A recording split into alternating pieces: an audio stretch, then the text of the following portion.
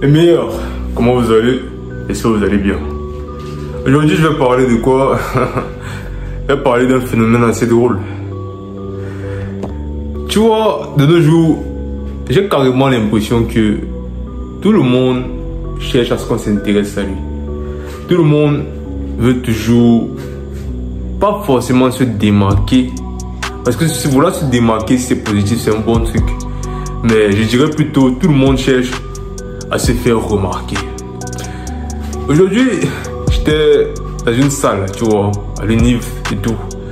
Et il y avait, bon, on va sauter les détails, avec quelqu'un qui était juste venu et qui a tout fait.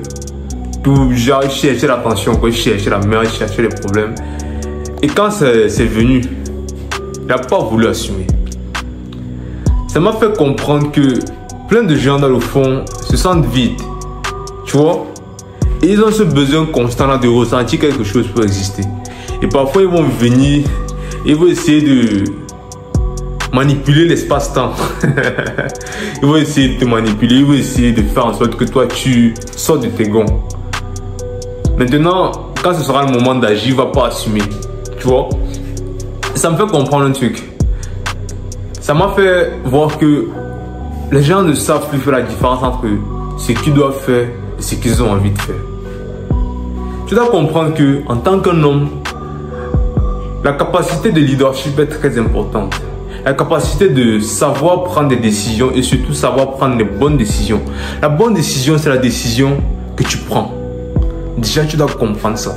La bonne décision, c'est la décision que tu prends. Parce que même si la décision que tu prends n'est pas bonne, le fait que toi tu l'aies pris, ça t'a permis d'apprendre. Tu dois comprendre que le leadership, c'est quelque chose qui se perd de plus en plus de nos jours. C'est quelque chose qui est de moins en moins courant. Quelque chose de valeur. Quelque chose auquel on porte beaucoup d'attaches et beaucoup de valeur. Les leaders, ça devient de plus en plus rare. Et moi, je veux que tu deviennes un leader. Si tu regardes ma vidéo, c'est parce que tu veux devenir le meilleur. Et pour devenir le meilleur, tu dois passer par l'étape d'être un leader. Maintenant, tu ne peux pas être un leader si tu n'as pas déjà les capacités de prendre des décisions dans ta propre vie. Comme ce petit bolos qui est venu chercher de la merde et qui n'a pas voulu assumer quand la merde qu'il a cherché, elle a trouvé. Tu dois comprendre que, en tant que leader, les décisions que tu prends, les paroles que tu donnes, tu dois les assumer et les respecter. Parce que si derrière toi-même, par rapport à ton propre niveau, par rapport à ta propre personne, tu n'es pas honnête, tu n'es pas éthique, tu n'es pas strict, combien de fois avec les autres? Si tu n'arrives pas à te diriger toi-même, comment est-ce que tu vas diriger les autres? Pour devenir un bon leader, la première chose à faire, c'est prendre des bonnes habitudes et supprimer les mauvaises. Et crois-moi, c'est pas si facile que tu le penses. C'est pas si facile que tu le penses de te coucher à 22h ou de te coucher à 22h30. C'est pas si facile que tu le penses de te lever à 6h tous les matins. C'est pas si facile que tu le penses d'arrêter ce truc que tu connais là. C'est pas si facile que tu le penses de faire la rotation séminale pendant un mois. C'est pas si facile que tu le penses de réussir. C'est pas si facile que tu le penses d'être différent. Parce que je veux pas seulement que tu sois différent. Je veux que tu sois au-dessus de la masse. Et même quand tu seras au-dessus de la masse, je veux que tu sois la pépite. Que tu sois spécial. Que partout où tu passes, tu sois le meilleur. Et pour être le meilleur, tu dois avoir la qualité de leader que je t'ai donné. Mais pour avoir la qualité de leader, il faut que tu aies la qualité de te diriger d'abord toi-même à ton propre niveau.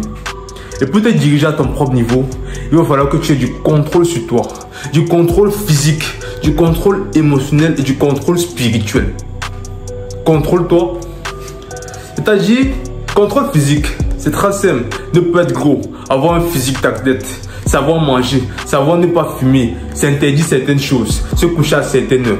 Contrôle émotionnel, ne pas se laisser emporter par ses émotions. Ne pas faire quelque chose que tu veux faire quand tu sais que tu ne dois pas le faire.